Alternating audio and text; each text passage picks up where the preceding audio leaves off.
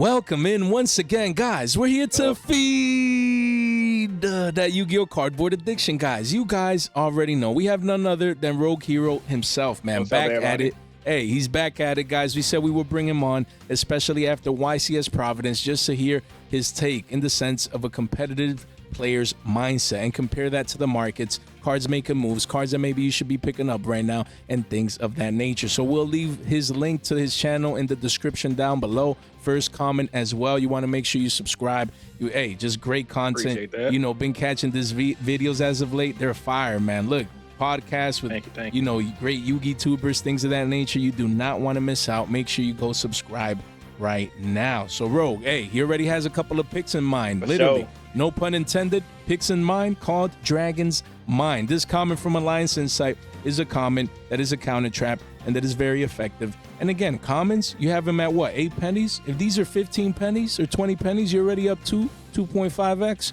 Why not? So Rogue said this is a card that you guys should be picking up, so I'll let him expand on that in just a bit. But again, a comment that just came out, you don't need to go crazy, is readily available right now. It's a common, we understand. But getting exposure, maybe your playset, you know, maybe an R9, why not? It's a common that could be a quarter one day and you're up 3x without realizing it, and then you can move those. So that's the mindset. So from a competitive player standpoint, why is Dragon's Mind, you know, a card that people maybe should be keeping in mind?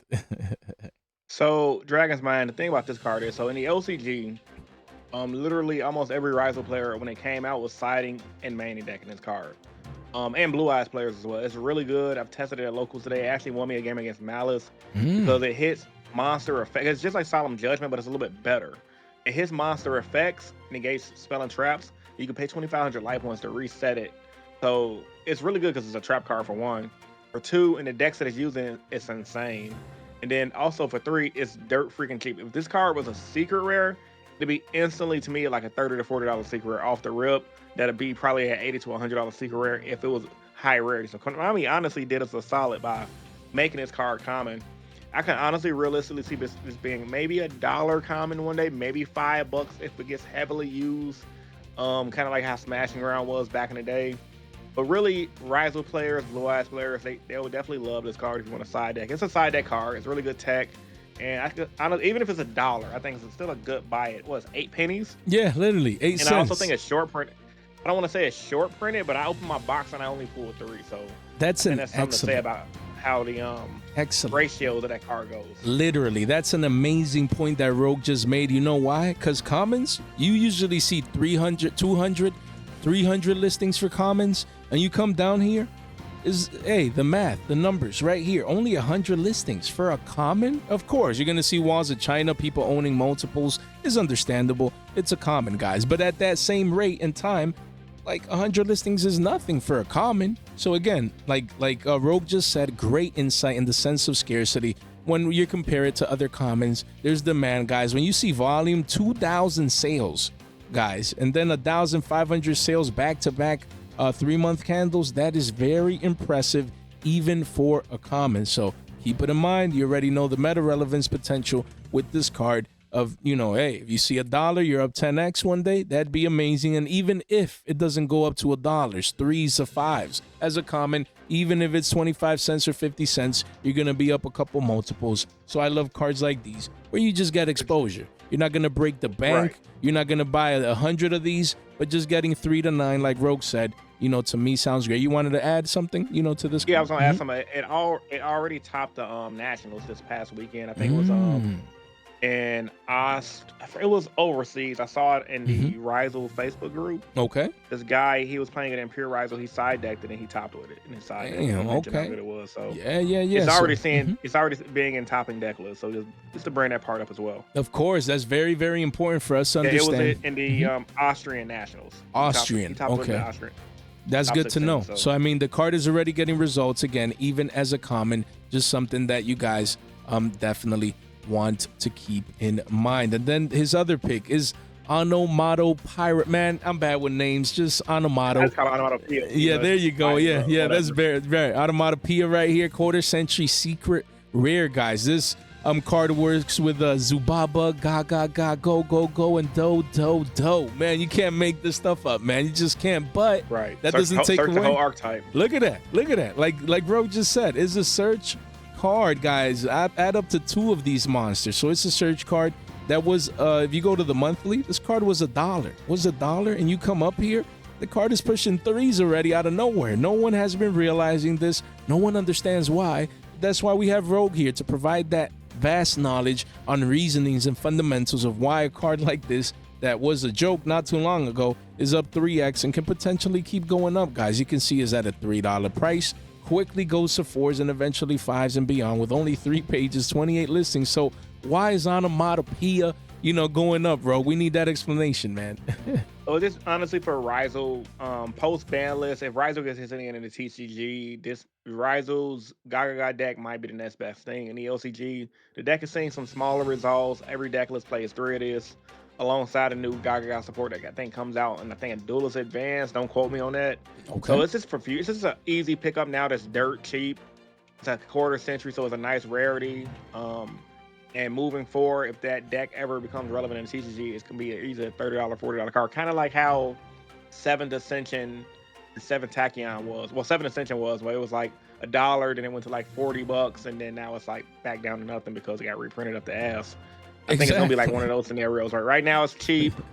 Get it wise, cheap. Sit on it. You're not gonna make money right away, but eventually, if you might make some money post nationals into the next format, so you got some time to pick this up if it don't get bought out or whatever like that. But yeah, I love the take. Again, essentially meaning think ahead. That's what Rogue is saying right now. Oh, trash, no one cares about this card, no one's using it. But again, post Nats is going to be a brand new competitive season, a brand new competitive year. Things are going to get revamped up. We're going to get new support, and again, players are going to still try and find ways to keep certain decks alive, even with Dragon Tails or Draco Tails, whatever. I think there was a name change over here in the TCG, and with the new decks coming out, K9s and new support, people, hey, I still want to play Ryzeal, I still want to play this deck and that deck. They're gonna find ways. You see that hype come up for a quarter century.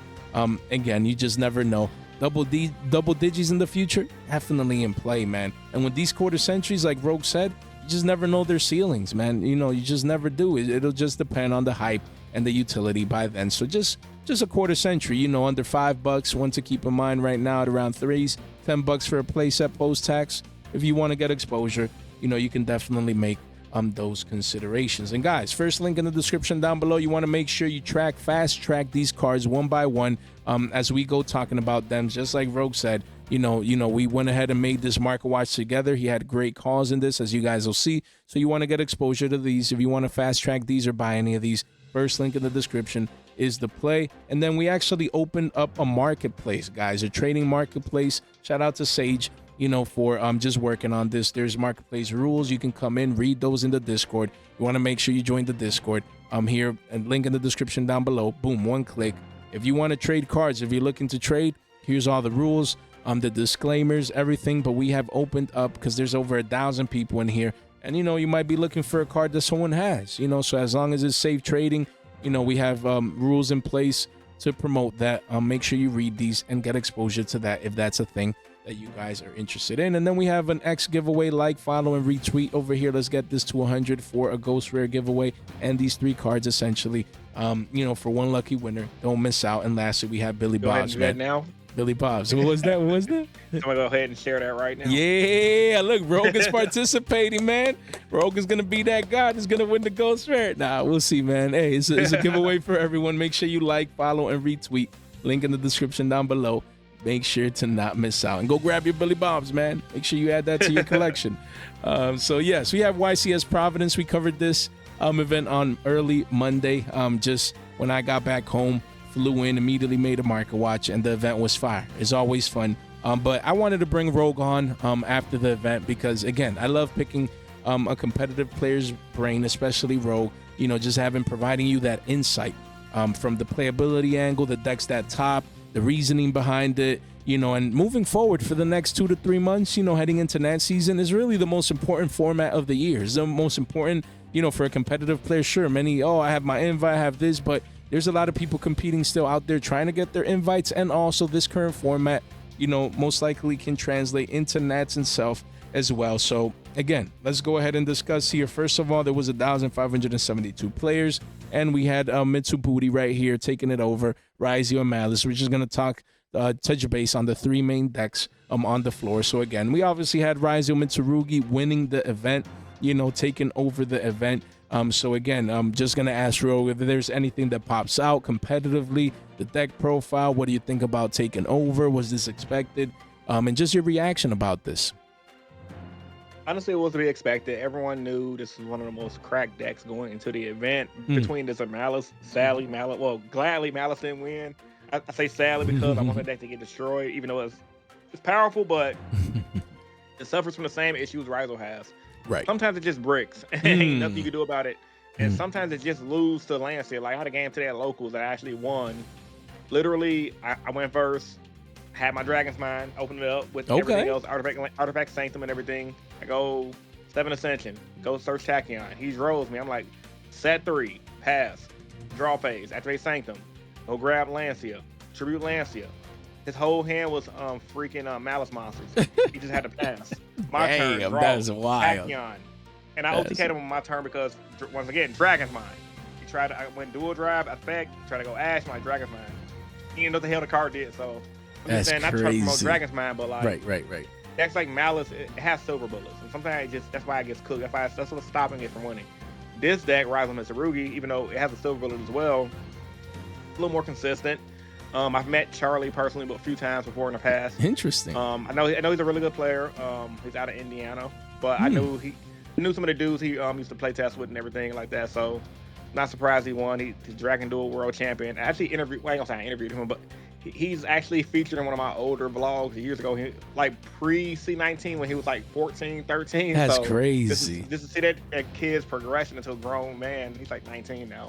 It's just insane to me. Makes me feel like a little up there in age. Right. But as far as the deck itself, the deck's solid. I'm not surprised. It was piloted by a good player, and that's what happens. All right. I mean, there you go, guys. Just receiving that feedback of, the event and, and now going to prices, we see Mitsurugi Ritual. Last time we had Rogue on this card was 50 to 55s. It crashed down to 26s, but now the volume is coming back in, at 36 bones, quickly pushes 40s.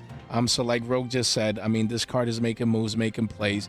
So I'm just going to go quickly through this engine here because he just talked about it. Again, this is the new one. Amy no Habakiri no Mitsurugi. The one that people are playing at play sets now because the card is that broken. It is a super rare. It's at about $1 and some change right here. It was at $5 at one point, but I guess it dropped. You're right. Yeah, it was at $5 back here when it first came out because people needed play sets, especially getting ready for the event. So that's a great point you make. Yeah. Now it's $1 and some change. You have a lot of walls, even though the volume is coming in. So yeah, I'll let you touch base on this one in the sense this is the new one. So, now seeing the impact of this new card, like it just broke into the meta immediately, making the engine just so much more broken. So what do you think about this? Card's insane. Literally, I can see it getting banned or limited one day. It's literally a one-card starter. Wow. You activate it, spend some of any Mitsurugi monster from your deck, then they get there, and you got to tribute a monster in your field. So essentially, you spend summon one, tribute it, get its effect. It's a one-card starter. So I think Konami made it a super rare for a reason. If this deck gets out of control, I won't be surprised if the deck gets limited. There you go. But it also depends on how much new support they give. So, but yeah, you pick it up now. It's $1. Honestly, you can definitely make money off the card. I won't be surprised if it bounces back to $5. But the thing about national season is so weird because, like, I feel like I'm not a market watcher. Maybe you can touch on it. I feel like most prices for cards peak around nationals. Yeah. And then they drop after nationals. Yeah, literally. Then once the regional season starts, they go right back up. Literally. That's like the perfect assessment of usually, the trends of heading into the hype season, the competitive season, the biggest Yu-Gi-Oh event of the year. Then it passes, people take a break at summertime. They don't play for a month or two, and then prices usually drop, especially for older, like let's say Fiendsmith. If it's not going to be used in the future, post Nets, then those cards would drop like a rock. Then reprint season comes as well immediately. So that's a great point made by Rogue. And yeah, we wouldn't be surprised if this card is multiple billies down the line if the deck continues to compete heading into that season. And on that same note, you have Murakumo no Mitsurugi. This card also going parabolic. We just covered it recently on the channel as a $12 card after it was $6s. Telling you guys to consider picking it up. And now it's 2x from there. So like Rogue said, man, that continues to compete and put in the work. And now Gallant Granite, you know, this, from the extra deck right here, you can see is a card that was played right here. And now it's pushing double digits. Insanity. This card is $11, 18 listings right here. Goes to $15 at the bottom of the page. 2 pages only. So, yeah, I mean, Rogue was saying that it's searching Nib. How good is that, Rogue? You know, people going crazy for this card, just being able to search a broken card like Nib to have in your hand. What's your thoughts on this one? So in Mitsurugi specifically, since they all resolve their effects by being tributed, and that deck is freaking insane because if your opponent plays in the Nib, they're gonna get cooked because you're gonna get all your effects as well. But in addition to that, the fact that your opponent knows you have a Nib in hand, it limits their players to 4 summons because they know you have to know, okay, like if I'm gonna have to play into Nib, I have to break their board under 4 summons, and then if they Nib me, can I play after that? So it's like a real psychological game that people can do with their card as well. I think this is the reason why a lot of players use it. Yeah. So I personally don't like the card, but however, I understand why it's good.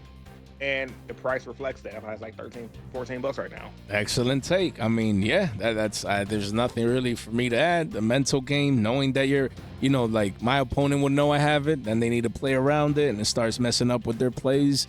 And well said, man. I'm gonna just need to move on. Again, if I see 15s for this, I'd be moving this. I'm thinking about moving on right now, but 10 to 15s, double digits. We got in what was this? This card was nothing. $2. Man, we gonna be one of my boats. It's in my boat pile somewhere. There you go, boat, man. Look at that. Look at Rogue, man. Check y'all boat piles. You can make money out of your boat pile. Yeah, $10, $12 card in bulk, man. Life must be good, man. We have Harpie's Featherstorm here, Platinum Secret Rare. Look at that. We talked about this card recently. As you can see here, we mentioned when we discussed this triple Harpie's Featherstorm, and just wanted to at least show the Platinum Secret has kept going up. Volume has gone insane, and this card now is 449s. There's a couple 1s and 2s. The next play set is at 14s, and then it's cleaned out of the market. 1 page only, 6 digi listings. Yeah. I'm sorry, 6 listings right here. So yeah, I mean, competitively speaking, is this something that you thought would be a thing to see a playset being played in the side deck in an event such like this one? So in a lot of Ryzeal decks, some class players go for this, or sometimes they go for like Solemn Judgments, which is what I'm doing because it's a little more consistent and require less combo. However, like I said, the card has a place. It's clearly good. I mean, it just gives you. So that card just gives you games that you're gonna win that you shouldn't have won, and then also, I personally, as far as rarity is concerned, I personally like it's either QCR or Platinum Secret for me. Like, okay, Platinum Secret looks super good to me. Sometimes they look better in QCR, so I'm not surprised that card's getting bought out because it looks really good and it's $5.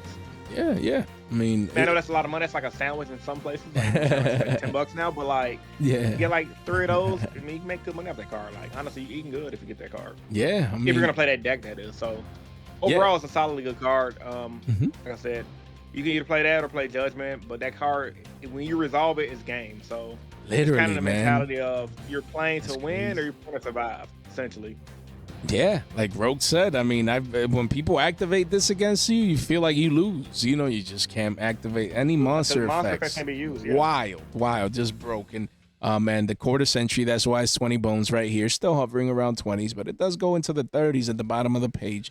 So this card is going parabolic thanks to those results. And then we have Evilswarm Ouroboros. This is a card that Rogue highlighted to me when I discussed this deck profile. I did not see that this card was there, so that's why I love having him on. It was like, Jay, we need to discuss this card because look, even the dual terminal version, the max rarity, is 30 bones. This card is 30 bones. As you can see, card used to be 570s. Now people playing it. Some people like DT 7 listings only. It's a $30 card, and after a play set, it quickly goes to 40 plus, and then crazy prices at 1 page only right here. But we don't only have this one. We have the secret rares. Some people prefer the OG secrets. These are pushing 14 to 15s, and then 20s, and then gone. Listings are going lower. And then for this one, you also have a super rare, that is a penny stonk, which, Rogue probably has like 100 of these already, so he's ready for the buyout. Yeah. Nah. But again, this is cheap. It's cheap and holographic.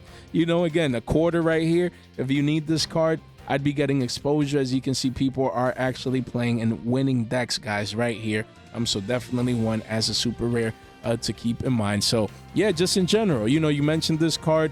You have any thoughts with regards to Ouroboros? Yeah, so Ouroboros is abused in Heraldic Ryzeal. It's a good rogue deck. It topped Providence. I think only one topped. Okay. I played against it at locals last weekend, and even like through Perulia, he looped me for 4. Ended on freaking Baguska, the whole Ryzeal setup, and I just lost. That's crazy. So the card's really good. It's getting abused. Heraldic Ryzeal.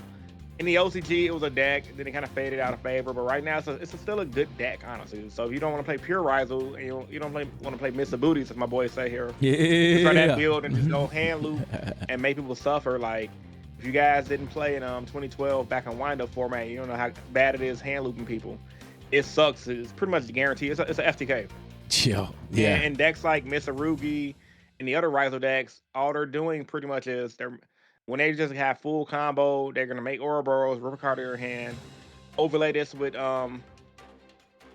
the Eclipse of the twin Eclipse girl, and Eclipse then use Twins, to send it to the graveyard. Okay. Use Eclipse Twin effect to bring it back and rip another card. So that's broke. If you have a good hand in any other Ryzeal deck, you're ripping at least 2 cards. Yeah. So in the mid to late game, you can hand rip your opponent for 2. Because I was running it at the start of last format before Alliance Insight and all that stuff came out. And it's okay. It just didn't do as much.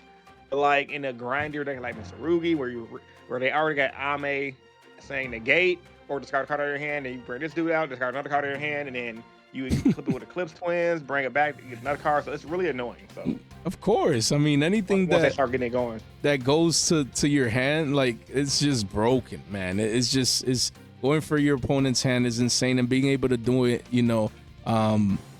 more than once is just wild, honestly, to me. So yeah, pick up your super rares, man. It's pretty cheap.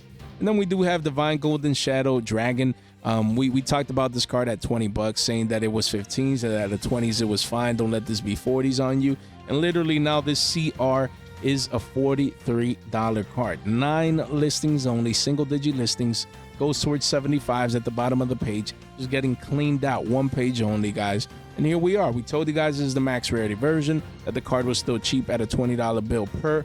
And even now you do have the ultra rare here, which again, as you can see in this deck profile, guys, is being played right here. Everyone playing essentially Mitsurugi's, they need this card. It's just that good. We were highlighting this card back then, and even the regular ultra rare that we were talking about it at $1 from Maze of the Master, a set that not many people cracked open, and this, cards like these are scarce, more scarce than regular ultras and other sets. You can see the curvature and the volume coming in, hundreds of copies being sold right now, 26 listings. You do have a 38 Wall of China now, but that's like a $5 card now. The card was $1, man, and after that it keeps going up to $6. So again, why is this card that good? Do people need it that much? There's a $5 to $6 card pretty soon. So any thoughts on this, Rank 8? It seems like you detach 2 materials from the card, switch one from your deck with Dragon.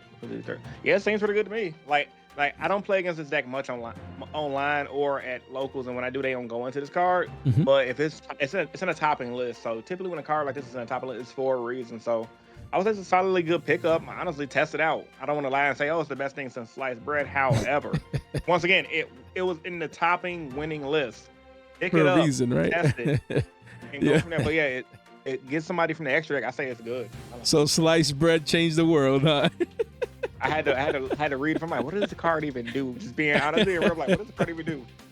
Yeah, yo, that's funny, man. Sliced bread, bro. So it did change the world. People eating peanut butter and jelly sandwiches. I love it, bro. Sliced bread is insane, bro. I love it, bro. Love that phrase. Then we had Fiendsmith Ryzeal, guys, a deck that dominated YCS Orlando, because I went there and there was 2,300 plus players, and this was the deck of that YCS. In Orlando here, everyone was playing Fiendsmith Ryzeal. It was a deck that people forgot about. People said, oh, it's just Mitsurugi, it's just Maliss. And this, obviously with a great pilot, taking it to the finals, and making waves still. Fiendsmith Ryzeal still with the boundaries, still pushing through, getting all the way to being a runner-up. That's very, very impressive. So just any general thoughts on, Ryzeal with Fiendsmith still, even post-Maliss, post-Alliance Insight, still getting to the finals. What is your thoughts? It's a really good deck, and I won't be surprised if it get hit. because the Fiendsmith and Konami don't typically like decks like Fiendsmith to stick around too long. I always tell my subscribers, think back to, I mean, this is a long ass time ago, but think back to 2012. Okay. When I got back into the game. I remember Plant Synchro still being a thing. XYZ starting to come out, but everyone was still playing Synchro. It wasn't overpowered, but it's still a good deck. Right. And I think Fiendsmith Engine, now that we got more support for decks like Maliss, Pure Ryzeal, etc., it's not the most overpowered thing in the world. Like, if you know the choke points, you know, Ash Blossom on the Requiem, main deck Dro, if you're going to be on attack, and hit the Imperm for the Link Monster that Fusion summons if they go into that play. Right. 9 times out of 10, you're pretty good. However, with that being said, there's no history of Konami. They didn't hit it on this ban list. It's a good chance it might get hit. Now, it might not get hit, and I can just see it being splashed everywhere, but knowing the community, since it almost won a YCS and knowing how Konami is, in order to push the new format of Duelist Alliance and Duelist Advance, I think it might get hit. So I feel like if you got it, pick them up for your nationals and then push it after nationals. That's what I would personally do. Literally. But yeah, that's what I'm doing. You see, I'm listening to Rogue, guys. I'm telling you, man, the man is a natural for market watching. That's what I'm doing. I'm listening to Rogue, and I actually have like 9 to 12 copies of Engravers, the new secret rare, and I just have it right now, letting it marinate right there and waiting for nationals. Maybe a bit before, you know, for the hype of this card to still be at all-time high, heading into the biggest event of the year, you know, before like an eventual ban list maybe puts it a 1. I still think they still need to reprint this card, probably as a prismatic in this year's tins, so I don't think they'll straight ban it, but they'll start hitting either it to 1 or track to 1, or, you know, a Requiem, or do something. You know, they'll find a way. I don't think they'll ban it. Right. I think they'll limit it before anything. And if they limit it, it's like, okay, you still got it. It'll drop a little bit, but now you just play it in your decks. Exactly. So Rogue was on point with that take. So again, the deck still continues to perform. So Star Ryzeal, again, you know, this card is $3.50. We said if, you know, the card hits 2 to 3s, it'll be a great time to pick it up right now. Again, at around $10-11 a playset. Not bad. I mean, yes, it's a one of, you know, it's not like like used at a playset for the most part, but just getting exposure to a core set secret rare. All the other Ryzeal stuff came in crossover breakers, so now this one actually came in a core set, and this secret rare is actually trying to find a floor now and consolidate a little bit here near all-time lows with walls at 368. Over 100 listings. So again, it's not one to go crazy for, but you know, spending $10 maybe to pick a play setup, just get exposure. And now from a competitive player standpoint, heading further into Alliance Insight and eventually to Nats for the deck. You know, what do you think about Star Ryzeal at these cheap prices? I'm surprised, honestly. I'm surprised it's not at least 10 to 15. Okay. I won't be surprised if it jumps up to 10 to 15. The card is really good. Okay. Every Ryzeal variant plays it, if I'm not mistaken. All the Mitsurugi builds play it. I think the thing. Can you go back to those profiles real quick, just so I can verify that? Yeah, let me see. He ran it as a 1-up. Yep. The winning list ran it. Yep. I think the second place list ran it as well. Let me see right here. Let me see, where is it? This one run just one node. But he didn't. But the winning list won it. Yeah, the winning list ran it. So Mitsurugi builds run it, and then Pure builds run it. I think it's a good card, honestly. I would personally even test it in Fiendsmith build, because there's literally, it gets you to your field spell. And then your field spell helps you win the game, because you don't have to worry about hand traps and things like that. Overall, it's a solid good card. It can brick at times, so if you open it up because it needs an XYZ monster special summon, but that's the risk you play for getting your access to the rest of your deck. So I think it's a really good card. I won't be surprised if it's $10 one day. Yeah, I mean, this 3xing to double digits, definitely possible down the line. Especially if there's even further hits to the deck down the line where people maybe start playing more, like a second copy and things of that nature. You just never know. But for now, as mostly or mainly a one-of, is still good. Anything under $5 is great. Again, not to break the bank, go crazy, not even necessarily an R9 or a stack, but maybe exposure, maybe a playset, at least one of, just to have a note. Yeah. Not bad at all. And then we have Ghost Bell and Haunted Mansion. We talked about this. Shout out to V, shout out to Rogue, which is here right now. Obviously, and we were talking about this card when we were talking, like a month ago, it feels like already now. Insane how time flies. But it was. Yeah. I think so. Something like that, probably. I mean, if we look it up, it's probably like 3 weeks in a month, and we'll be like, what's going on? You know, but a couple of weeks ago, you know, Rogue was highlighting, V was highlighting, and me myself, pick up your bells, man. Starlights were 80s, were cheap. The quarter centuries were 30s. And then they pumped up to 50s, 60s. And now the same deal. Even the lower priced copies, holographic copies, are starting to make moves. You see the PCR. This card used to be $3. $3. Play set for 10 bones. Parabolic advanced curvature move right here. $9 for a PCR. 25 listings. Look, quickly goes to double digits. Rogue was telling you guys, pick this card up. Now you have the PURs. You have a different set of eyes on this version. Look at that. Card was what? $2? Now it's pushing 5s. And you only see 1s and 2s is scarce. Quickly goes to 650s and beyond. If this becomes $10, no one is going to be surprised. And again, you can go down the line. Platinum secret rares, the regular secrets are 3s already. This card used to be super cheap.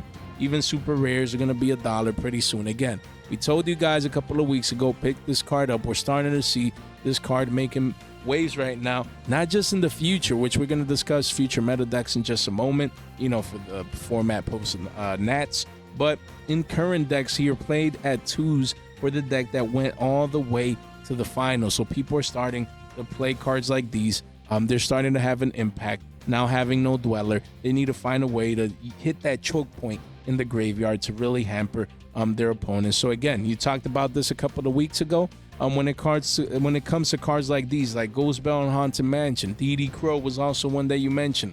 We can see that the Platinum Secret Rare is making moves. This card is pushing $7, man. Insane. So when you see this, we talked about it, we predicted it, seeing it pan out so quick. What is your thought process with Ghost Bell and DD Crow competitively right now and in the future as well? Well, I think those cards are always generically good, especially DD Crow. It's been around forever. It stood the test of times. Ghost Bell, I think, is going to be the same because it has multiple different effects you can use in a turn. And the one thing about Ghost Bell people don't realize is it says negate the effect of a card that includes the effect of the following. So I had a scenario come out today against a Maliss guy, and he tried to use one of the Maliss monster effect that affects the graveyard. I'm like, Ghost Bell? We both read it, and we were like, yeah, this does negate that. So Bell comes up in weird scenarios that where it works. It hits White Binder, it hits... And against Mitsurugi, his Ame when he tries to bring himself back from the graveyard. I think it hits the quick play spell as well because it has the effect of summon from graveyard or hand. So it's a lot of applications where people don't think about where you can use Ghost Bell. And that's the reason why I think Ping is his name, the guy that got second place, had 2 in his deck. I played 2 on my deck list today at locals, and it did me really good. Like I said, it helped me out against Maliss. And I forgot the other deck I played, but... Anyway, long story short, it's a good card. There we go. DD Crow, I think it's more for people who are scared of Mitsurugi, or like you can banish the Ame. That way, they don't got to worry about it no more. It's bad against pure Ryzeal because you banish Detonator, they're just plugging it back. But like against everything else, you know, just rebanish and you're good. I think that's mainly for like Mitsurugi, but I don't know for sure. You could, but the thing about DD Crow, I like it doesn't just hit monsters; it hit any card. So against Blue Eyes, if you know they're on like a limited Primate engine, you hit the Drill Beam. There's different applications against random decks that you don't think about. They have their traps and everything you're worried about. You can just hit those and be done with it. Yeah, this card is so great. That's an excellent, amazing and it's point. Cheap. That's the best part about it. It's cheap. Yeah, because we're showing. They're cheap. Yeah, we're showing like these versions, but if you go and you check Ultras and Supers, there's still shekels and even clean secret rares at $1 or $2. So, you know, that's why you wanted to pick it up back then when Rogue and V and me were talking about it. And now we're giving you essentially a last call, you know, for even the lower rarities. As you can see, the Platinum Secret is already making moves. You don't want the PURs and the PCRs to start catching up to these current prices here, guys. So listen to Rogue, man. Be early. Pick up your crows. Again, targeting one card. That's such a great point that he made. Not one monster, but one card. It's just so good, guys. So don't. And what I also mentioned as well, not to cut you off. No, of course. Yeah. It's decent against, now that I think about it, it's decent against Memento, too. I think they recycle their Fusion from the graveyard with their field spell. So you can DD Crow, banish the Fusion out of their graveyard, and you should be good. Yeah, that's the thing with hand traps like these. Is so good. Like, it's not against like a particular matchup, but really against most decks at one point have some type of interaction with the graveyard. So just removing that card from the graveyard is just so good, guys. So make sure you get that proper exposure. And then we obviously have Maliss, man. Maliss was the talk of the town at the event. I was there very early in the event. Everyone was, you know, the most heavily represented deck of the event, you know, and finally Maliss is here with hair and the new support, and it's about time is going to win an event because it's been out for many, many months and still hasn't won a single event. Yeah, get to the finals, top 4, but hasn't won, even, you know, piloted by great pilots, Just the deck hasn't been able to push through and actually win an event. But it was the most heavily represented deck, not just at the event, but also in the top 32 as well. And still, the highest that it got was a top 4 with a great pilot that I believe won last year's Nats, if I'm not mistaken. Yeah, so again, now after having these results of YCS Providence, what do you think about Maliss, not just at the event, but heading into the future? You know, the deck already has a new support that everyone was clamoring for. So what do you think is going on with this deck right now? As powerful as Maliss is, like I've told, I don't know if I mentioned this in the last video we did together or not, but I mentioned it on my channel quite a few times. The format's not all doom and gloom. The deck is really good. It's way more powerful, but it suffers from the same issues. It has 6 silver bullets, 9 if you count full as a silver bullet, but I don't think I count full as a silver bullet. You can plan to play around 4 on a weaker board, which is still a good thing. Lancia. You Lancia them and they don't open up their Ignister engine, they're cooked. They don't have to pass their turn. If you Meows them at the right time, you don't want to shotgun your Meows. You want to kind of like Meows them when they use like a Dormouse, like when they go for like field spell into Dormouse pay 3, then you want to use your Meow. So that way they bring out a Dormouse and they're forced to see if they want to play into it and give you multiple cards, or they're just going to pass. So essentially Meows and Lancia are effectively silver bullets against the deck. So that's the reason why the deck is it's really good, but everyone who makes it to the top tables know how to play against it. So now you just have to hope, did they draw it or not? And that's the thing that's holding them back from actually winning an event, because unfortunately they're drawing the out. And at that point they know you can do it about it. Like I said, back to my Maliss game earlier. When I go first against Maliss, I side in like my trap cards I side in, but I also side in 3 Lancia and Artifact Sanctum. So a lot of people are doing the Sanctum thing that the OCG is doing as well, where it's like some people, they thrust in the Sanctum and then draw phase, activate Sanctum, bring out Lancia, activate Lancia. So if they're not on the thrust thing, they're still Lancia. So that's the reason why the deck is getting held back. But yeah, thrust is a good card, honestly. Not thrust, I'm sorry. Sanctum is a really good card as well for going first against this deck, in addition to siding your Lancia, because it's like having 4 Lancias. That's so like, crazy. why, if you're scared of this deck, why wouldn't you side this? That's crazy. I mean, that's a great point. You know, you can see the quarter century Secret Rares making moves for Sanctum right now, and a lot of people are going to perform. I would pick that up if I saw that local. I would definitely pick that up. Yeah, I mean, 10, 12 bucks, anything under 15s is good. This one should age very, very well, like Rogue said. You know, probably be a $20 to $25 card in the short to midterm, just because of utility and people using it with Lancia. And you do have the budget version. If you're on a budget, you do have the new. That's the one I got. Yeah, you see, we out on a budget here. You know what I mean? You mean what I know. Love it. This is the one that I'd be playing as well. Not budget necessarily wise, but I prefer Platinum Seekers over quarter centuries. Right. And especially, you know, the budget does help while we're at it. You know, 85 listings. This card could easily be $1 after these, you know, couple copies get cleaned out. So don't let this be $1, $2, $3 down the line. Pick up your Sanctums now, because you have that rogue insight, literally, guys. As you guys can clearly see. So we have, again, Maliss P. March here. Excuse me, guys. This secret rare, again, holding 58 strong. We always said $50 was like that prime target for the secret rare, and it seems that now we're starting to possibly attempt to go down there. 55s in the short term. You see these massive walls of China here, and then 50s is expected for this card. We'll see if it goes down there. But like Rogue said, I mean, the new support came out, and even so, it wasn't enough to push through. And then we have Topologic Bomber Dragon. Again, this is a card that we talked about at around 250s, and then the card went parabolic here, says 8s, but we're at $15 here. 2 pages only, 12 listings only, massive volume candles, guys, for a card that was dead. Now people need him. You know, as you can see here, you can clearly see the one of right here, Topologic Bomber Dragon, getting all the way the top 4 at YCS Providence is something that people are catching up onto, and that people now want to use and add to their basically Maliss extra deck. So yeah, what do you think about cards like these, Rogue, when, you know, cards that no one saw coming, that no one was actually playing, the format changes, we have new Maliss support, and now everyone starts you know, using a card like this. So what do you think about this one? I think it's a good card. It's never been a bad card. It being 15 is not surprising, because a lot of people that are known in the game right now that's topping, they ran this at the event, and then there's a lot of controversy on Twitter regarding that, but I don't want to get into that because it's kind of negative. However, I will say, a very powerful card. There's clearly a good strategy with it, and I'm not surprised that it jumped up. Yeah, there you go. Even people coming in for the cheaper copies here that are shekels. There's a massive wall of China there at 17 cents. And then you do have the other secret rare matching rarity from the 2018 Megatons here at $7. Went parabolic as well. And then quickly goes eventually in page 2 to double digits. So, people want the high end. They want to add it to their, Maliss extra deck. And as you can see, the prices are going up, obviously. And then you have Lingaribo, the ultra rare, moving from 350s, says 9s, but we're at 1275s. Quickly goes to 15s and beyond. 2 pages only, 13 listings.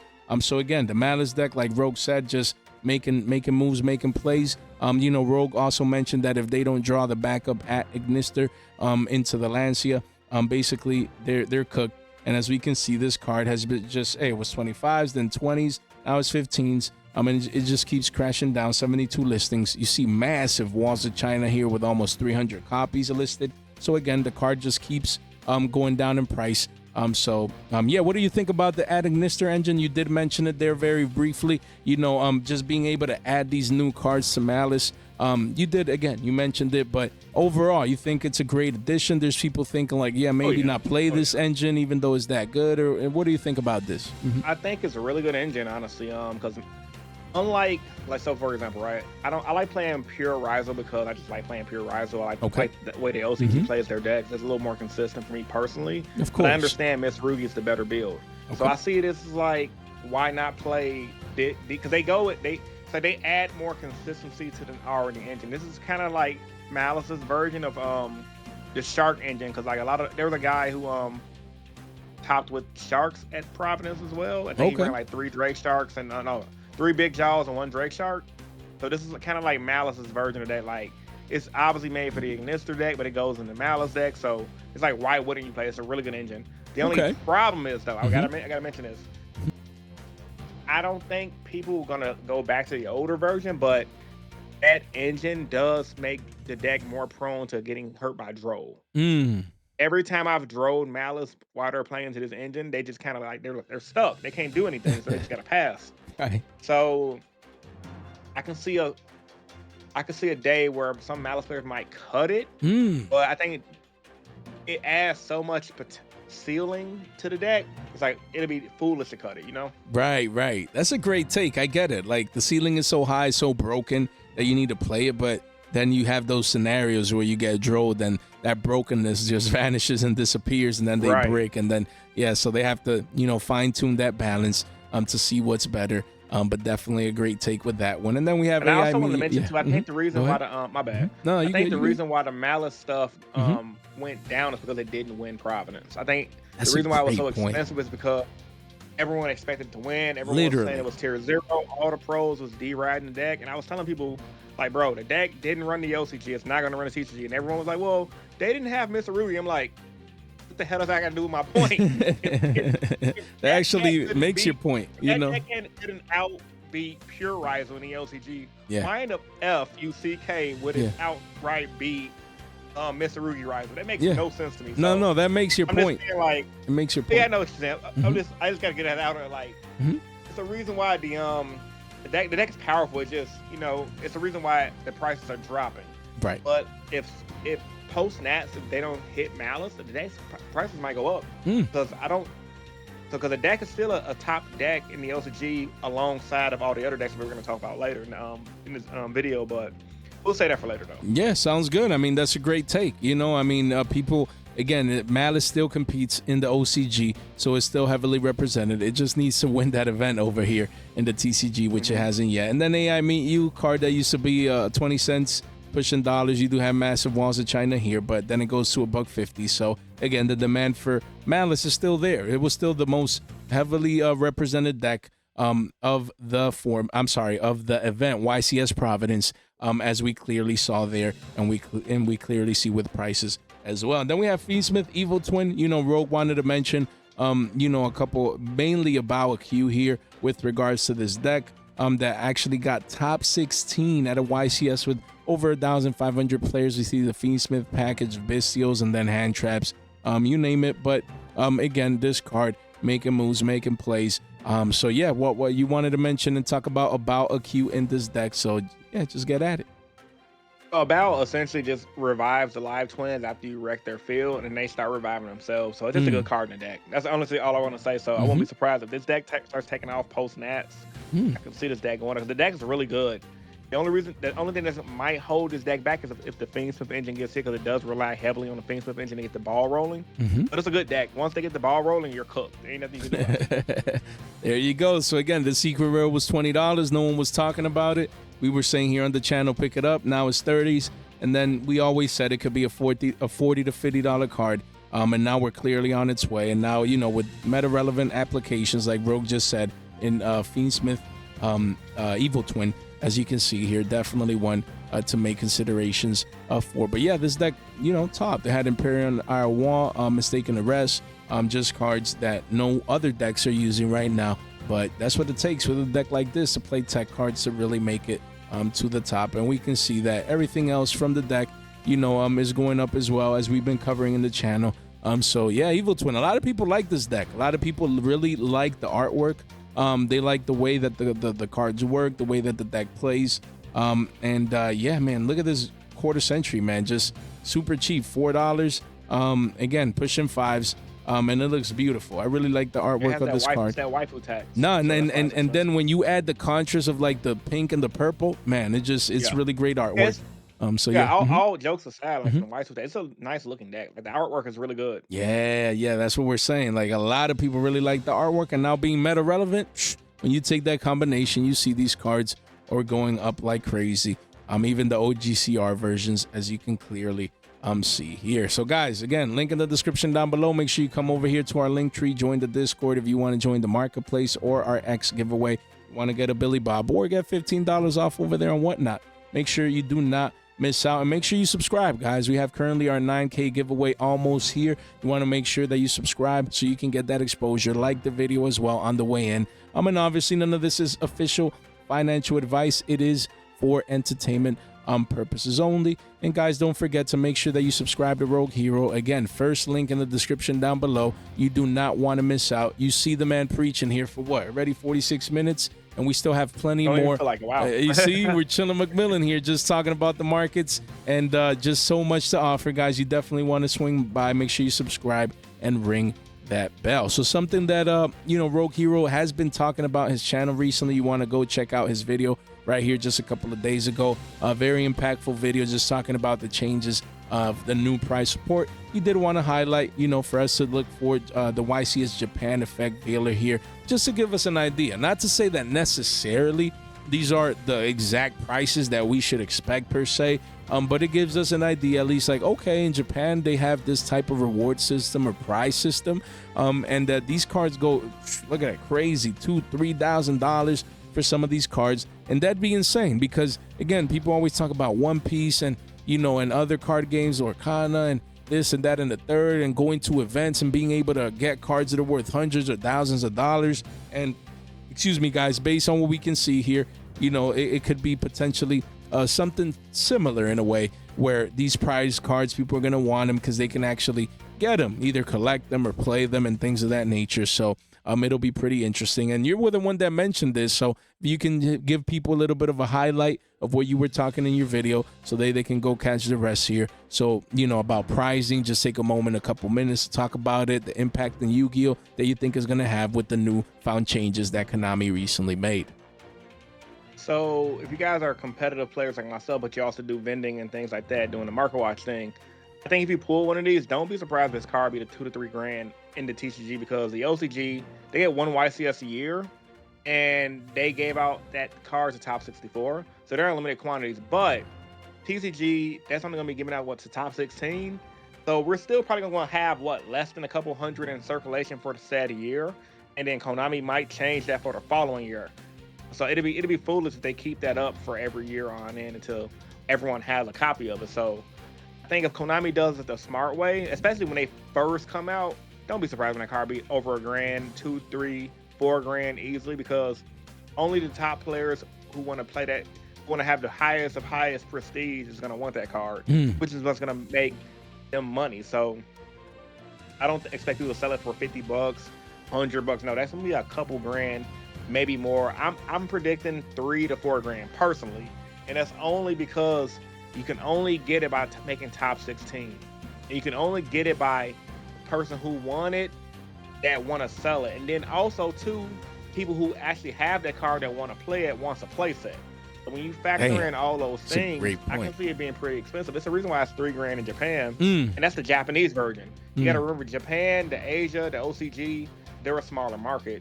TCG, we have what? Like I said in my video, we have what the South Americas, we have North America, we have Canada. Well, Canada's North America as well, I believe. And we also have what's the other region I was talking about? Europe. So it's kind of like we have all those regions fighting for a play set of those. But I'm being generous with $3,000. I won't be surprised if it's a little bit more than that, but I don't know. What's your take on this, Jay? From your I don't know if you do more the market watch thing for like the higher end cars, but I won't be surprised if the car be expensive. Yeah, that's a great question. Usually, you know, I do like penny stocks and things of that nature, not like heavy stocks or prize cards. But yeah, I mean, minimally, I see 1,000 to 2,000 if I'd be conservative. Expected would be like, you know, 2 to 3, 3.5K, and then on the higher end, maybe from 3.5 to 5K. You know, again, so of course that is 3 ranges, basically anywhere from $1,000 to $5,000. So that is a big range. But again, it's hard to decipher things like these because we just don't have it yet. But I'm with Rogue. It definitely, you know, hopefully is a couple of grand in the sense, hopefully for people that, you know, put in the time, the work, they earn these, you know, pieces of cardboard that we love. And, you know, they look fire, man. So I look forward to this. And as I was showing here, again, like you have a top 16 right here. And then you have, you know, top 32. And then you have the day 2s, man. So, you know, Rogue would have had one of these if this would have been out, you know, by Houston. I would have had 2 of those. I was able to get my last year in Indy. Yeah. I will say for the day 2 pros, I can see those being like 50 to 100, depending on which one you get. Exactly. Even the Gaga guy might go for like 10 to 15, 20 bucks. I think the big money makers for that one's going to be the Cyber Dragons, because a lot of I got my buddy, Sean. He actually plays Edison, and he wants that Cyber Dragon. He's a big Edison player. But also, I know people like Blue Eyes, people like the Gale. I think this is a good idea, a good consolation prize for people who make day 2. So that way you don't go to an event for like, damn, I did day 2. I'm coming home empty-handed. I like it. At least if you make day 2, you open it, you pull a Blue Eyes, you might make a couple $100. Hey, that's food for the weekend. Or at the very freaking least, keep it sealed and sell it. So let's say once these go out of circulation, sealed might be what, 50 to maybe even a couple grand. Who knows? Because you look at things like Pokemon and old things like Magic Ruler, old Yu-Gi-Oh product. These sealed may be money in the future. I like that from an investment angle. I really love that approach. Because like I still have my. Go ahead. My bad. No. Go ahead. I still have my. I don't know if you have the Yu-Gi-Oh movie that came out in like what 2016. I still have my Obelisk Tormentor sealed. Sealed from the movie. Yeah, I got it. Never opened it. I just left it sealed through to my little compartment. I'm like, this is gonna be worth money one day. So yeah, for sure. Because I think these are good long-term investments for people who, like future YouTubers, when we're probably done with it, or just who's still on the higher end of YouTube. They might want to open it. Oh, let's see what I get from the day 2 promo cards from like 2025. I'm like, that's probably Blue Eyes. That'd be fire content, you know, back then, you know, of having that long-term play. And I like it. Like Rogue said, as an investment, you know, people might be willing to pay good money for a sealed product like this, because you just don't know what you're gonna get. So people are gonna always be chasing the higher end. So yeah, I mean, you get something, you know, at least you flew out there, you spend money on food, on the cards and everything. At the very least, you know, if you day 2 and bubble die, you're not like, oh man, that's it. No, at least you get something for it that might actually turn out some value. Also too, I want to say real quick, I think the national stamp ones might go for more, because you only get them at nationals. Ooh, that's gonna be crazy, man. I look forward to everybody who top nationals, that national stamp on their card. Well, I think here, those might go for top dollar. I think the ones that we're gonna get, because it starts in August, so I think it's probably after nationals.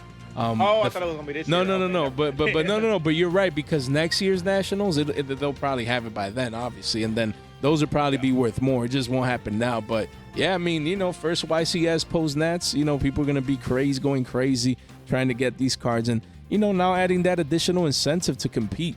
You know, especially the top tier players now, you know, having that extra reason other than bragging rights to actually compete. So that'll get interesting. And then there is the token as well, YCS Japan token that Rogue highlighted for me to look up at around $100.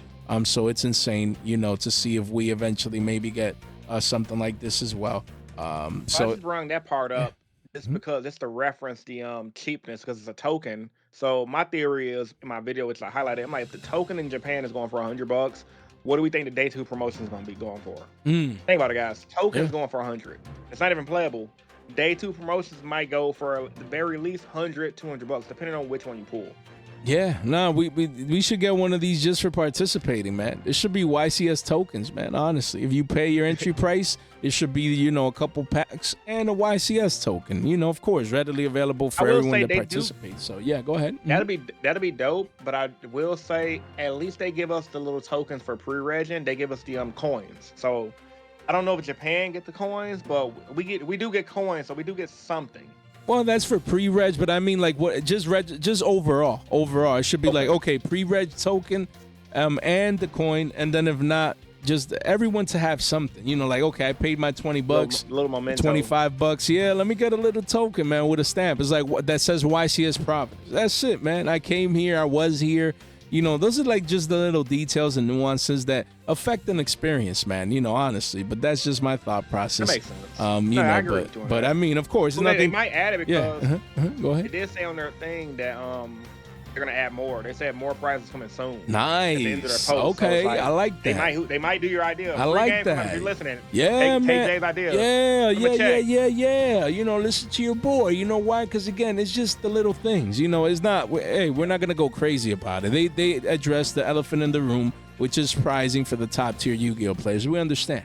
That doesn't mean they can't, you know, extend a little bit and, you know, throw us a bone for the people that scrub out early in round 2. You know, we don't make day 2, you know. Let us get a nice little token to show, hey, I made the event at least, you know what I mean? So, yeah, just having fun with it. So, yeah, the latter part of the market watch, we actually scroll through this, you know, a bit quicker in essence because we discussed this with V as well, but wanted to hear Rogue Hero's take again, just analyzing the latest and greatest OCG meta game relevancy here with this pie chart here. So we have Draco Tail still being number 1 over there in the OCG.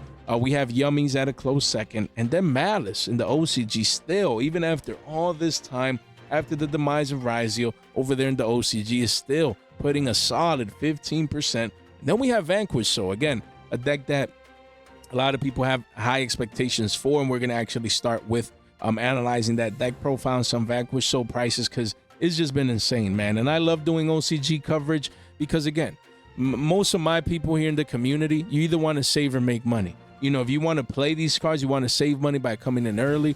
And if you want as an investment and you don't play the cards, you want to make sure you have them so you can sell them at higher prices. With Vanquish, so we're going to start off. And again, most of these cards have been going parabolic already, because this deck is broken. Usually, at first when this came out, I was like, oh, trash, Vanquish. So another one of the old decks getting support that is not going to do anything. Then I got cooked, you know, by it on EDO Pro. And ever since, I'm a believer. You know, that kid forced me to be a believer, you know. And yeah, so Vanquish so here, as we can see the deck profile, you know, a lot of people are hyped about this deck.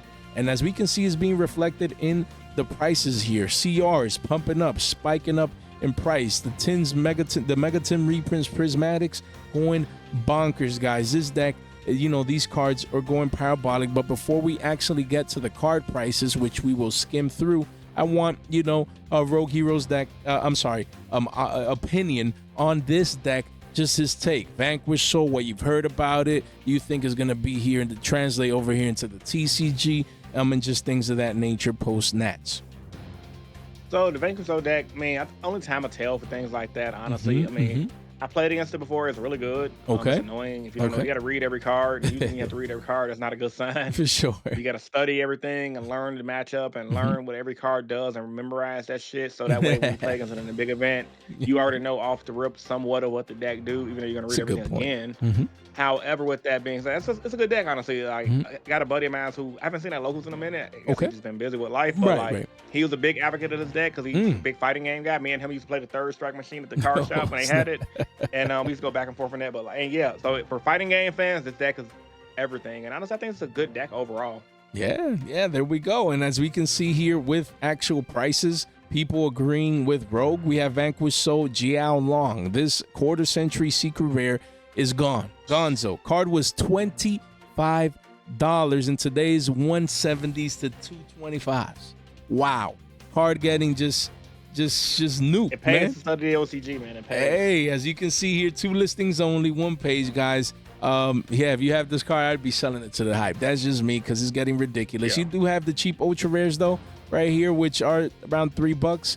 Again, quickly goes to 5s and beyond. So if I need this card, I'd be picking it up right now at around 3s. Now before you know. post Nats, easily $20 at the ultra, and it's old. It's kind of old at this point too. So Yeah, that's a great point. Rogue is saying this is a single print card. Card was already pushing 8s, but it had a high sale price point of 10s. If Vanquish Soul truly becomes what we expect that it can possibly be, this could be a double digi card approaching 15 to 20s on the high end. Again, at least double digi. So definitely keep it in mind. I'd be picking up this card right now. That's just me if I'd be playing a card like this. Then you have Stake Your Soul is a $20 essentially prismatic secret from the tins, just parabolic. It's continued going insane, guys. This card used to be shekels, pennies, shekels, under $1, 20xing in the last couple of weeks.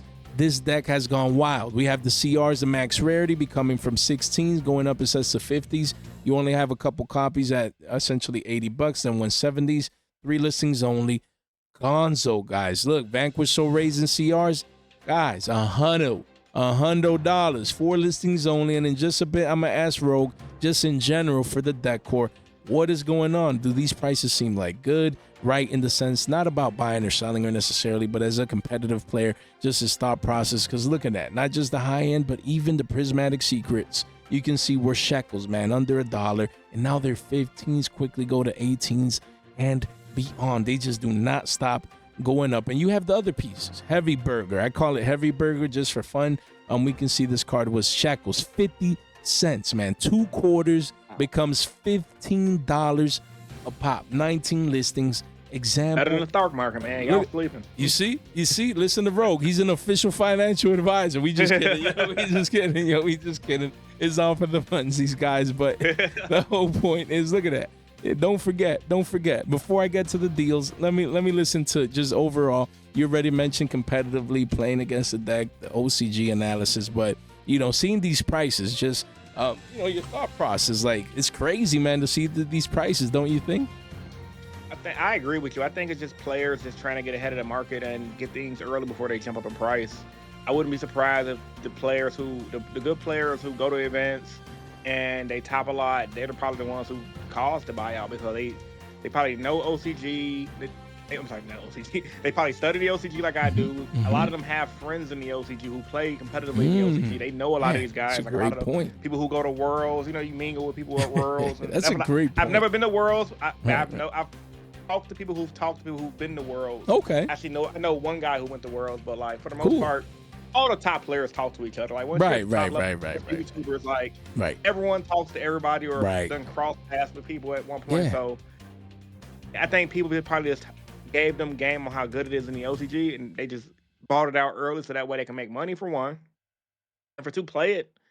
I don't think it justified the prices now, but if the price is the price, either you're gonna pay it or just gotta do what you gotta do. Yeah, play that deck, play a different deck. Yeah, you either pay the premium or go to a budget scrub terror deck like mine. Nah, just kidding. I play Odeon, but it's pretty cheap now, so I like it. But again, so on that same note, we do have some of the cards that just came out in Stampede, just cards that you want to be looking at. This card was $10 recently, is bumping up to 16s. This could easily go into the 20s and 30s for Vanquish Soul, Dr. Mad Love. And then we also have Vanquish Soul Caesar Valius. This card was $5 and now it's pushing 8. I can see those going up because they're cheap and it's like pretty as hell. Yeah, the QCSRs, people want them. This is going to be double digis overnight, guys. So don't sleep on the Vanquish Soul cards that just came out. You want to get exposure. You even have Vanquish Soul Pantera. We can see this here at 3s and some change. Don't let this be a $10 card when you're on day. This just came out in the recent quarter century set, right? Literally, it just came out. That's the reason why Konami reprinted it, because honestly, they probably knew what was going on in the OCG, printed it to us early. So if you're smart, pick it up now, and then once next year rolls around and the deck is actually good over here, these cards right now, that's $3 to $4. Mark my words. 20, 30, 40, literally 50, as quarter century secret rares, they could just pump up into oblivion. I mean, we're already seeing cards that were 50 cents be $15. What do you think is going to happen with these high rarity cards and this high rarity, you know, staples in the deck, in the sense some maybe play one of a certain one or a play set of another. But again, it's Vanquish, so hype. Just people going crazy for this deck, as you can clearly see. Then we have Draco Tail. Again, a lot of people looking forward to this engine, combining it.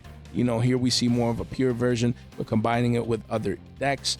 So again, we can see that this deck is the best deck right now in the OCG. So yeah, just some cards to keep in mind. As you do see here, triple Pankratops in the side. We've already been talking about this card before. Excuse me, as you can see here, this card going from $2, $1 and some change. Excuse me, you have a 1 of here at 2s and some change, but then it goes to 3s, and the multiples are 340s, man. You do have a couple walls of China, and then we quickly go to 4 to 5s eventually. So hopefully you guys been picking this up. It came in the tins behind that paywall. So yeah, seeing triple Pankratops in the side deck, Rogue. What do you think about this card? It's a good card, but thinking about the OCG, I don't think they have Cashtira Fenrir. I think Fenrir is banned over there, so they're on Pankratops. So I think Pankratops might go up over here, especially with the kid. He won his feature match with the dinosaur deck at Providence. Yeah. However, I won't be surprised if TCG players just replace that side deck option with Fenrir. I don't think Konami TCG is gonna ban Fenrir anytime soon. Yeah. I mean, it's like it's a broken. I don't card, know the deck. I haven't tested it, so maybe there's a reason. Maybe they can tutor it out quick. I don't know for sure. I don't know how the deck plays. No, I mean, Pankratops is just a great card. It's a big body. You know, a lot of people back then used to swing, and then after that, chain. You know, or not chain to the swing, but swing. You know, damage goes through, and then effect, and then pop something else. So it's just a great one card. You know, removal.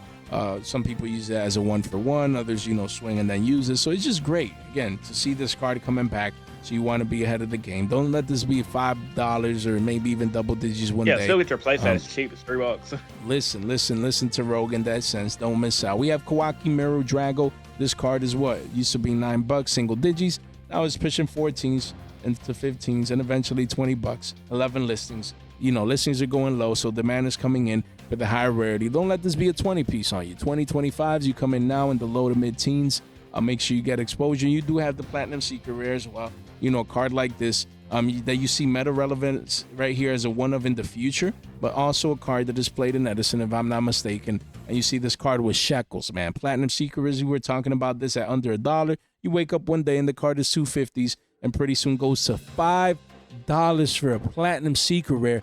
That was 50 cents, 2 quarters, a 10x move coming on this right here. So if you were buying these at 50 cents left and right, every 50 cents you put in is 5 bones. Man, you got to stop, man. What do you think about Kawaki, man? What do you think about this? Good card. Like, I know I was telling you before we started filming, like, I got a damaged Ultimate Rare from back in the day, and it's still like $40 in damage. So this card is money, man. Just pick it up. Yeah. Look at that. If you have a damaged one, move it. Even if it's like crinkled, like mine have a crease in the middle, and it's still $30 for heavily played. So literally, you have one, get it, get rid of it. Hey, free money, you know. And then if you don't, hopefully you pick these up when we were talking about it at cheaper prices. But the crazy thing is that these prices could be cheap compared to future prices. So, you know, do as you must. And then we do have Phantasme, as you can clearly see, at a playset in the side deck right here. People forgot about this card. When they forget, we remember. And people forgetting about Phantasme, just the utility of the card with quarter centuries at 12, 13s, that's free money. This is going to be in the 20s in the future. Platinum Secret at under 2s, that could easily be 5s and beyond. And then you do have super rares, those are cheap and ultras. You have the OG secrets at single digits, not bad at all. Then you have PURs at $1 and PCRs, man. There's a lot of hype right now with PCRs, and this one is just a bone, man. Of course, a couple of 1-ofs, it does go to 150s and beyond, but anything under 2s for these cards, these should age very, very well. But competitively speaking, seeing this card here, Rogue, you know, at a playset, what do you think about this card right now? It's a good card. Some people side it for Maliss right now. Like, I feel like if you're scared of Maliss and you want something else to side other than like stuff to hate on them, like Lancia and the Owls, a good card for Maliss and any other link relevant deck in the metagame. So I think that's the reason why that deck's running it, just to get extra draws, honestly. Yeah, I mean, then nowadays when you get the extra draws and you draw into other hand traps and things of that nature, it just helps. It helps a lot, man. So definitely one to keep in mind when no one is looking at it. That's when you want to come in and get exposure. Most people are going to want the quarter century. Anything under 15s, you know, you pick it up. Don't let this be a 25, 30 piece on you. And then we do have Mysterion the Dragon Crown. This one right here, as you can see, as a one of played right there. It has another print, but again, this is the max rarity secret rare from Battles of Legend Monsters Revenge. Card used to be a quarter, and now the card is $1 and some change. You have a couple of ones and two ofs, and then the card is pushing $2 a pop. And when you see this card at $2.50, that means that it's gonna be a 10x play pretty soon. 10x play. Easily $20, $30 card easily. Yeah, hey, using a meta relevant deck. Hey, right there, look at that. You make your money. It's insane, just insane as a secret rare. So definitely make those considerations. As we can see, once Draco Tail comes out, people are gonna be coming in, rushing in to get this one. And then we do have Yummy. What do you think about Yummy Rogue? You know, a lot of people love the artwork, you know, love the cards. We're going to talk about Droplet, you know, and a couple of extra deck cards here and there. But Yummy as a whole, what are you hearing, you know, in the streets, in the Yu-Gi-Oh streets? People are looking forward to this card and things of that nature. What do you think about Yummy post-Nat season? People are hyped for this deck. They're calling it one of the best decks. Some people say, like I watch a lot of Joshua Smith videos, he's saying the deck is good, but it might not be that good. And some people saying it's insane. Only time will tell, but results don't lie. The deck's topping in the OCG. It's one of the better decks. It's abusing the Sky Striker engine as well, which I did mention before. And also, I think this thing is a good deck. It's a synchro deck, but people are saying it's kind of linear. Like once you know the choke points, it's kind of like one of those decks like, all right, I hit the choke point, it's kind of like cooked. But it's still topping, so you got to hit the choke point and have the out. If you don't have the out, you're cooked. Yeah, I mean, great take. It's Yummy, man. A lot of people love the artwork. It will have meta relevance and meta impact once it releases. And yeah, we've been saying to pick up Herald of the Art. Like, guys, you do see the little bit of a tad bit of a retracement back down to 20s for the quarter century. But Platinum Secrets are pushing 3s. Don't forget, you have regular secret rares bumping up. PURs, man. Where's the PCR around here? Let me see. It should be around here. Let's find it right here. There's a super PUR, PCR right here, guys. So let's check this card out. Again, this is when you want exposure. This Platinum Secret Rare used to be $1, man. It used to be $1. You wake up, it says 4s. Place it's at 5s now, guys. 16 listings only. Making money in Yu-Gi-Oh is free. You know, a lot of people, oh, Yu-Gi-Oh's not an investment. This, that, and the third. Bro, if you buy a card at 1s and it's 5s, that's 5x, man. You see that in crypto and stocks, real estate, anything. Gold, silver, precious metals. Yu-Gi-Oh's no different. It's a market. People are willing to pay a premium for cards that they need, the asset, you know, that they need in the sense to use, you know, for their hobby. But it costs money. It ain't free, as we always say. And if you could have bought these at 1s and you move them at 5s and beyond, the game is truly that easy.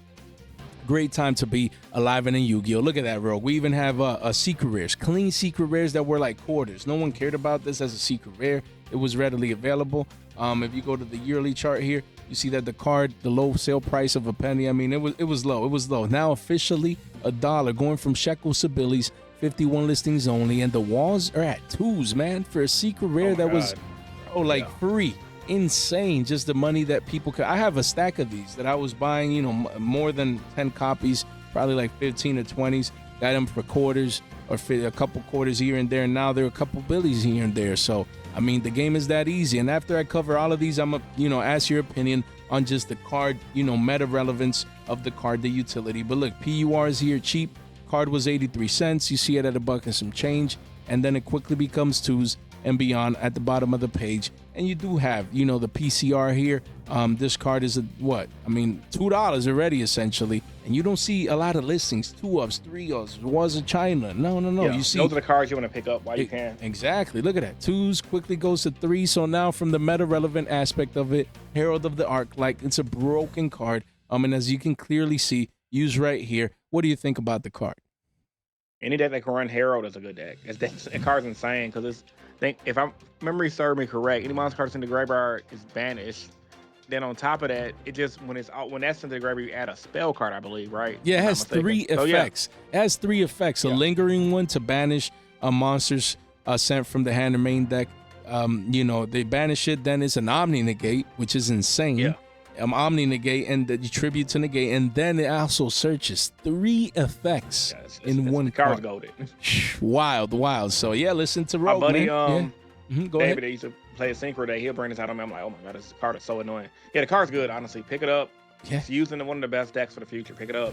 For sure. Good card. Yeah, there we Get go, them secret man. rares right at 80 cents. They say 80 cents, get them. Yeah, the secret rares going up, man. Literally PCRs, after everything. Nationals, once everyone's calmed down and people as soon as that first regional season come out and everyone's playing Draco Tail, 80 cents becomes $5. That's all I gotta say. Hey, there we go, man. Then y'all gonna be like, man, I should got when it was 80 cents. Damn, I know I should. No, I'm gonna give y'all some free game. Pick shit up. I'm sorry, I'm cursing. No, that ain't cursing. Pick stuff up at Nationals. People are gonna be pushing stuff heavily at Nationals, selling decks. People gonna be rage quitting, getting out of the game. That's a great point. And if you guys want to get stuff cheap, get it at Nationals. Yo, he's playing into people's emotions, which is true. If you wait until after Nationals, you're screwed. Just saying. Yeah, literally. Yeah, play into people's emotions in a way. Billy Bob's going to be pissed off. He's like, man, I flew out here, man. I scrubbed out after round 3, and I don't want this deck anymore. Like, okay, I got you, bro. You know, talk to your boy right here. So I love that mindset. There you go. Damn, free game. He was a guy from your locals. He sees you a month later. Bro, can I pick that deck back up? At a premium, though. I'm your boy. I got you, man. Oh, man, you can't make this stuff up. Yeah, hey, you already know, man. We got Marshall Meta Marcher here from the 2018 Megatons. This is the max rarity version. Was 2s. Retraced back down to $1.50. Pick this card up now. Don't let a 2x be $3 or maybe even $5 one day. Yeah, you see it in the extra deck? You pick it up, man. Don't think about it. Link Spider as well. The OTs are 22s. Listings are going lower. Even the commons at $2. Quarter centuries at 3s. This is a steal. This could easily be 5s and beyond. Commons can be $2, y'all. You see? See the Link Spider. That's Dragon's Mind right there. They're coming up. And then we have, even the supers here at around 2s. So again, just pick your poison in a sense. Quarter centuries are pretty cheap. Get exposure. Don't let these commons and supers and holographics on the lower end become $3 to $5. Don't do that, man. Get your exposure early. Then we had the black gold last. We saw it that it was in the side deck there as a one of. This card is still holding value and is actually going up. Rogue mentioned this to me saying, Jay, this is a card that is utilized, is going up. And as we can see, after a playset here, the card is 40s, man. Or into the 60s. One page only, 9 listings only, single-digit listings, guys. A card that hasn't gotten reprinted. We'll see if Battles of Legend Monster Mayhem does end up reprinting this. But in the meantime, people don't know, so they're coming in and getting exposure to this card. And like Rogue said, the card is just that good. And we have a staple, Rogue. We have Forbidden Droplet here. It's a staple that most people forgot about, because it hasn't seen as much play as the Thrust of the Worlds, the Little Knights, and just some of these other staples. But people forget, man. Droplet is broken. You can activate it in the damage step. It's a quick play. It's just a very, very good board breaker to have access to. So yes, we see these prices. What do you think about Droplet? Where's that deck? That deck profile here. Let me look at it. Yeah, play sets inside the So what do you think about Forbidden Droplet? Droplet's insane. It's one of those cards that go in and out of formats and in and out of different decks depending on the pilot. And it's just a good card to have as a 3-up. Every player who plays this game competitively or somewhat competitively should have 3 just sitting in your 9 trading binder. Everybody should have a 9 trading binder and a deck building binder. I have mine sitting right. That's actually my camera stacked on top of my deck building binder. Yeah, it's a good card, honestly. Like the guy who actually won the YCS with Memento in Houston ran 3, I believe, if I'm not mistaken. So get your playset. Whatever rarity you prefer, get your playset. The Ulti is my favorite rarity personally. It looks really good. Yeah. However, if you got the $5 ones right here, I'm always for the budget player because I feel like once it's all the same. Now, if you're a collector, get the original. QCR looks good as well. So I think that Ulti can be a thing. I think Ulti can make a comeback personally, low-key, because it's really shiny, but it all depends. QCR, Ulti, let us know in the conversation down below which one you guys prefer personally. But honestly, both are solid pickups if you guys want to get some a good card that's going to be relevant for a long time. I don't see a format where it's not relevant, but, it could get power crept. Of course.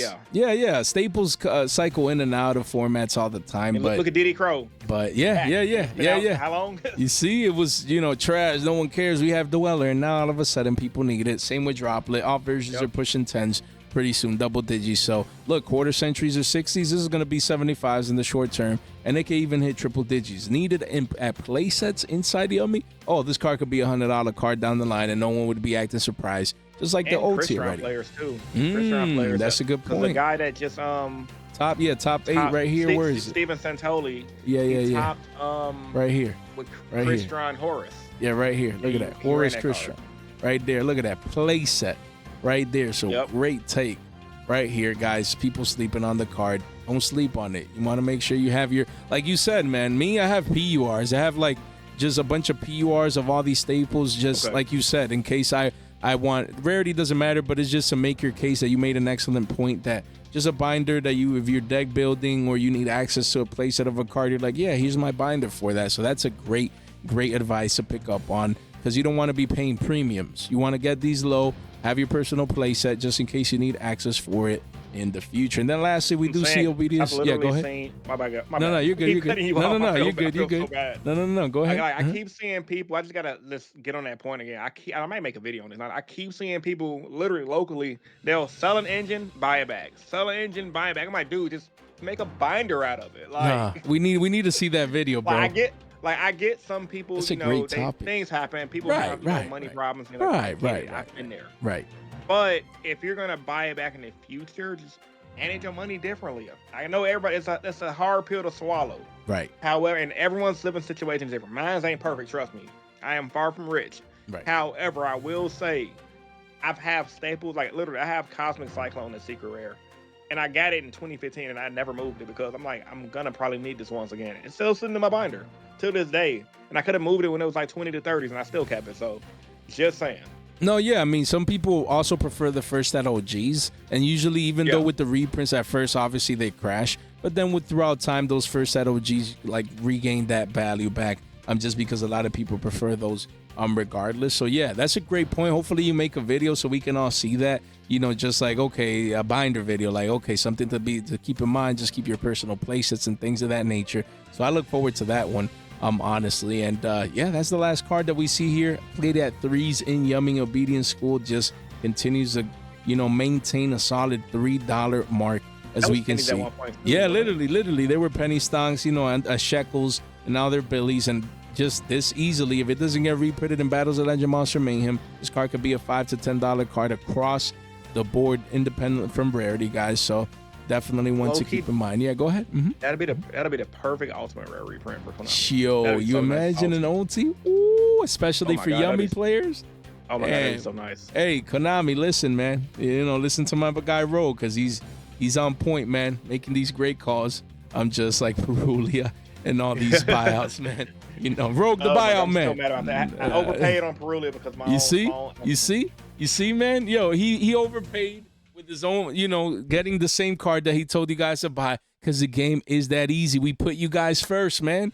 There you go. So again, if you want, you need more of Rogue. You hadn't had enough. We're an hour and 20 minutes in. It's just not enough. You need to make sure that you get used to Rogue. You make sure you check out, you know, these great vlog videos, great just insight on the community, on the, you know, meta relevant content, just so entertaining. Don't miss out. First link in the description down below.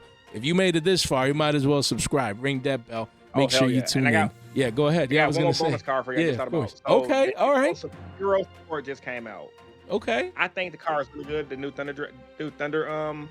It's a new Hero Fusion monster that came out. It's really good. Okay. But I think card that people should look into is well, obviously all hero cards like Shadow Mist, things like that. Right. Specifically QCR Neos. I think Neos got a QCR, right? Which Neos though? Which one? Let me see. So we can see here. Elemental Hero Neos. Yeah, right here. If this would like to load here, but yeah, it does have a quarter century, but I think it came. I think you're like lagging on your end. Yeah. You're like lagging real quick. Okay, yeah, I think is the internet, but it doesn't matter. Yeah, there we go. It should be much better now. You don't have too much gang. Yo, no way. This thing is $4? Yo, that is wild. Give you guys free game right now. For you guys that are hero players, go nuts for this kind of stuff. So Hero Support just got announced like literally like an hour ago, and the new hero monster requires a hero normal monster to bring out. So it's actually really good for the hero deck. I'm a hero advocate. My channel name is Rogue Hero. So like, if you guys have that one, pick it up, sit on it, make your money later. Also, too, secret OG ones are always gonna be money because it's OG and it's old as hell. So right. This is a little throwaway for people who made it to the end of the video. Yo, for real, if you made it this far out into the video, that's crazy. I have a couple of these from the 2023 tins when they were free, essentially. And now, wow, this is a $3.50 card and quickly goes to 4s and eventually 5s. There was a bunch of these out there, but it's a quarter century secret rare is iconic. People are going to want matching rarities. So again, Rogue Hero just threw you guys a bone out there if you made it this far out, in the sense of just making us aware. If you have this card, you have an extra couple of billies like me. And if you don't, yeah, maybe you're paying a premium, but it's nothing too crazy compared to maybe 5s and beyond down the line. So yeah, with the new support, make sure you're early, man. So we'll end it on that note. You know, again, you just provided us with the penny stonk of the day in the sense of being $5 and below, you know. So yeah, any last thoughts before we get out of here? Oh man, thanks for having me on again, man. This was fun as always. Check out my channel out. I do mainly like vlogs and general discussion topic, like pretty much social commentary on Yu-Gi-Oh! Today I dropped a video that's doing really good about the truth about Yu-Gi-Oh! Pros, where I go into like depth, like about not trusting anybody. And that's not to say I don't trust people, but like you don't really know people. Like I know Jay, but I don't know Jay. Jay knows me, but he doesn't know me. Everyone pisses on the face when you meet people, but you know, it takes time to really get to know people. So I just made a video talking about different things. I go into a lot of different psychological things with like Yu-Gi-Oh! And things with my 20 years of playing, being around competitive circles, knowing people how they cheat, and just little shit to look out for. I do a lot of game. I gave you guys a lot of game in that video, so check it out. Yeah, check it out, man. It's the latest and greatest. Again, right here. Don't miss out. You know, everyone wants to know about how things work on the back end, you know, mental situations, the Yu-Gi-Oh! Community, you know, deck profiles, blogging. It's just such an entertaining channel, man. You guys can't miss out. It's always a pleasure. And again, on the way out, make sure you subscribe to your boy. You know, we're almost at 9K. Thank you. 10K coming soon. Yeah, I see it literally before June. 10K. Let's go before the summertime, man. We're working and grinding towards big things. So again, 9K around the corner. Make sure you subscribe. Ring that bell on the way out. You guys already know. So again, as always, a pleasure to have Rogue on the channel. Definitely not the last time. You know, we're always going to sporadically, you know, have him on, because just love picking his brain and, you know, analyzing the meta from a competitive player's standpoint with, hey, over 20 years experience, man. That's just wild to me, man. So again, a pleasure as always. Crazy thing about. That's insane, man. That means we're getting old, man. You know, but they say, like, you know, fine wine. 12. Yeah, you see, they say, you know, we aging like fine wine. So wine ages, it gets good. So that's us too, right? The cars keeping us young. There we go. That's the madness, man. It's just a passion, guys. So on that note, we're going to get out of here again, guys. Thank you so much for your time, for your support, and for your attention. Stay fresh.